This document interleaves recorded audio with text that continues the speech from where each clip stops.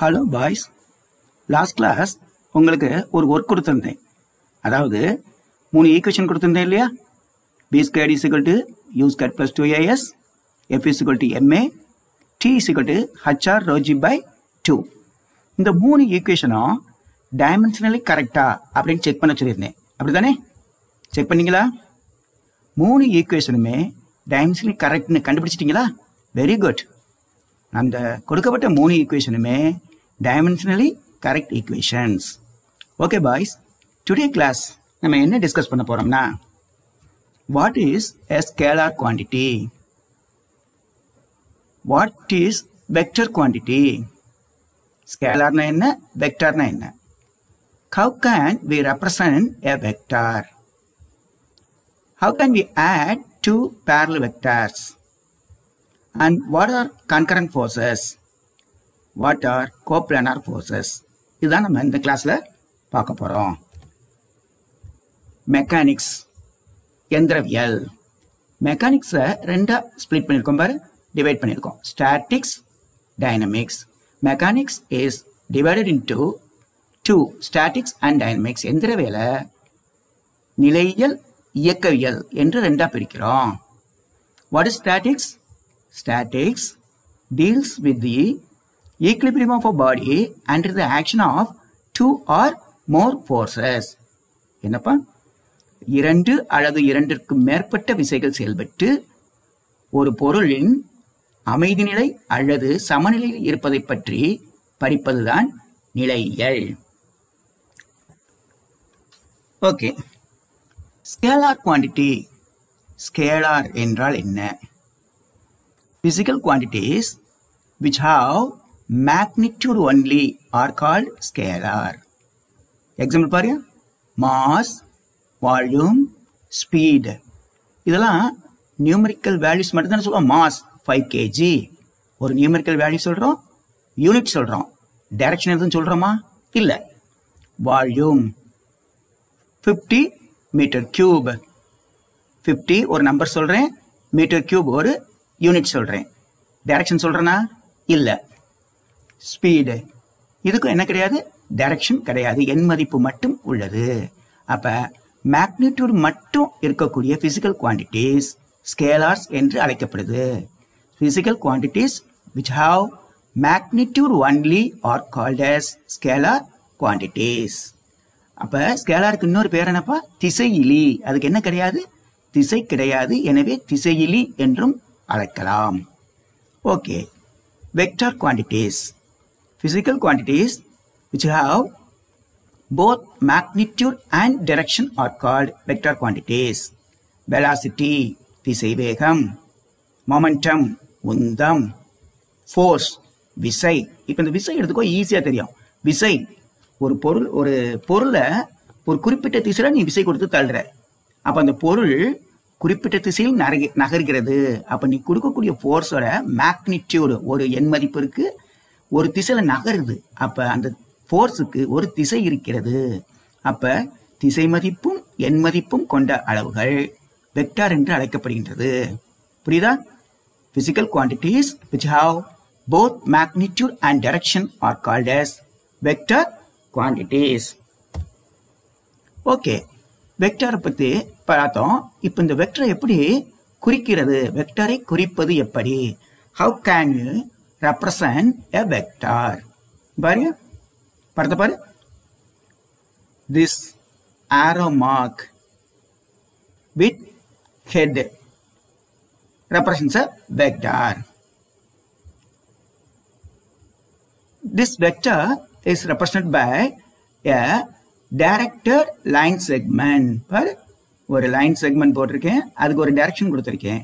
So இப்படி B என்று எழுதி மேலே இந்த டைரக்டட் லைன் செக்மெண்ட் போட்டோம்னா இது எதை குறிக்குதுப்பா? வெக்டாரை குறிக்குது. This P represents magnitude and this line with arrow mark represents direction. Okay, now how can we add two parallel vectors? For P is one vector, Q another vector.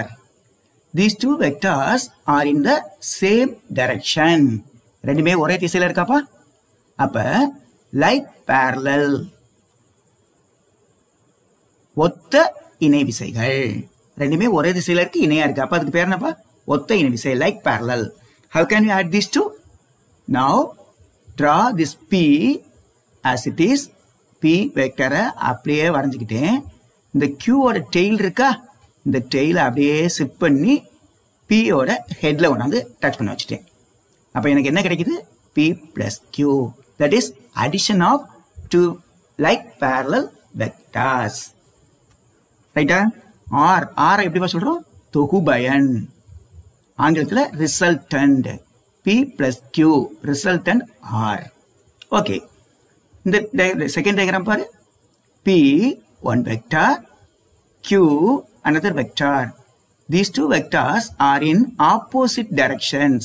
ஆறாமர் பாரு, ரெண்டுமே opposite டைரக்ஷன்ல இருக்கு. அப்ப இந்த வெக்டர்ஸ் ரெண்டுமே parallel but opposite. அப்ப unlike parallel forces சொல்றோம். மாறுபட்ட இணை விசைகள். இத எப்படி பண்ணிருக்கேன் பாரு.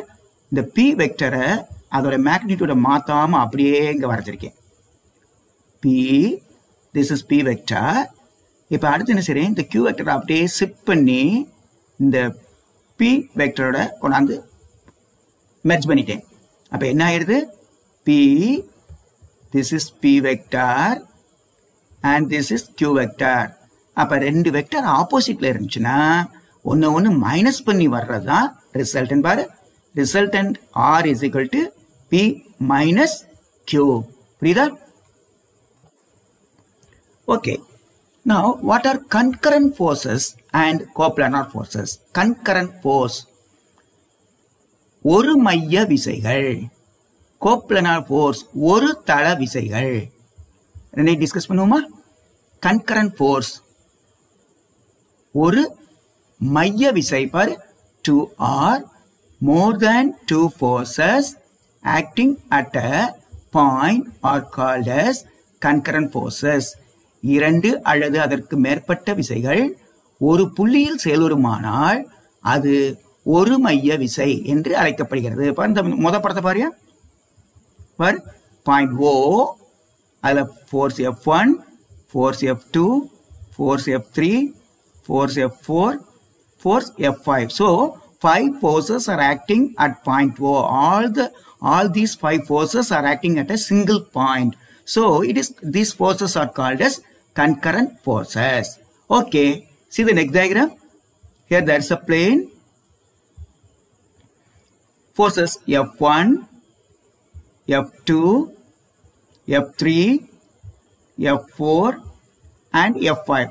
5 forces are acting here and are in the same plane, that is plane of the plane perpendicular to the plane of the figure. இந்த படத்தோட தளத்துக்கு செங்குத்தான தளத்தில் இந்த force அஞ்சுமே செயல்படுது. So these 5 forces are acting at the same plane, so they are called as coplanar. தமிழ்ல ஒரு தளம், ஒரே தளத்தில் செயல்படுது, ஒரு தள விசைகள் என்று சொல்றோம். ஓகே, இப்ப try to find the answer for these questions. What distinguish between scalar and vector quantities? How can you represent a vector? What is null vector? What is a unit vector? What are the difference between concurrent and coplanar forces?